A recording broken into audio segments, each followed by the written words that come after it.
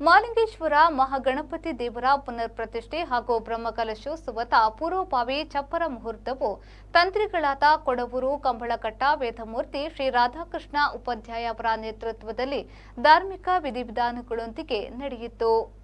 ಮಹಾಲಿಂಗೇಶ್ವರ ಮಹಾಗಣಪತಿ ದೇವರ ಪುನರ್ ಪ್ರತಿಷ್ಠೆ ಹಾಗೂ ಬ್ರಹ್ಮಕಲಶೋತ್ಸವದ ಅಂಗವಾಗಿ ನಡೆದ ಚಪ್ಪರ ಮುಹೂರ್ತದಲ್ಲಿ ಭಾಗವಹಿಸಿ ಮಾತನಾಡಿದ ಡಾ.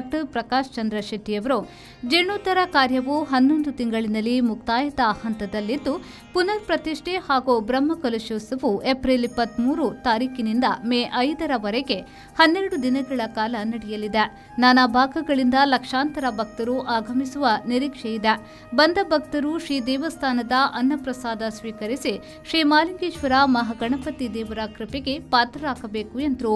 ಪಡುಬಿದ್ರೆ ಮಾಲಿಂಗೇಶ್ವರ ಮಹಾಗಣಪತಿ ದೇವಸ್ಥಾನದ ಈ ಒಂದು ಜೀರ್ಣೋದ್ಧಾರ ಕೆಲಸ 11 ತಿಂಗಳಲ್ಲಿ ಮುಗಿದಿದೆ. ಈ ನಿಟ್ಟಿನಲ್ಲಿ ನಾವು ಇದೇ ತಿಂಗಳು 23ನೇ ತಾರೀಕಿನಿಂದ ಮೇ 5ನೇ ತಾರೀಕಿನವರೆಗೆ 12 ದಿನದ ಬ್ರಹ್ಮಕಲಶೋತ್ಸವ ದಿನ ನಿಶ್ಚಿತ ಮಾಡಿದ್ದೇವೆ.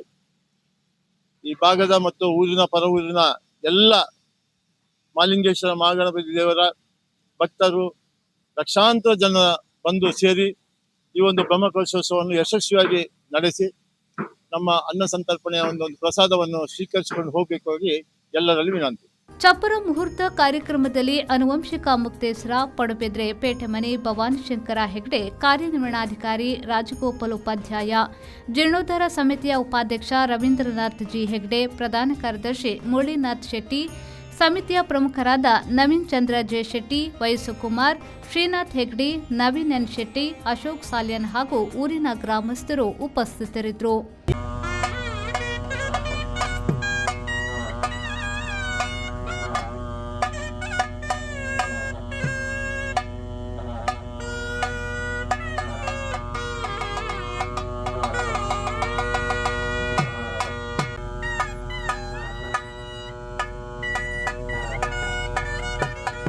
ಈ ಜಾಗದ ಕೀರ್ತಿ ನೆಲಗೊಳ್ಳಕಲ ಭಕ್ತರ ಮಾತ ಈ ಜಾಗದ ಸಂತೋಷ ಬರ್ಕೊಳಕಲ ರಾಧ ಬ್ರಹ್ಮಕಲಶದ ಕರ್ತವ್ಯ ಉಂಡ ಕೂಡ ದೇವರ ಕೊಟ್ಟು ಮಲ್ಪಾದ ಉಪಕಾರಕಾಯ್ತ ಫಲ ಸಿಗುತ್ತೆ. ಇದು ಊರುಗ ಶ್ರೇಯಸ್ಸ ಅಪ್ಲಕ ಆಗನು ಪ್ರಾರ್ಥನೆ ಹೋಗಿ ಅವಾಯುಧಾಭ್ಯೋ ನಮಃ ಪ್ರಾರ್ಥನಾ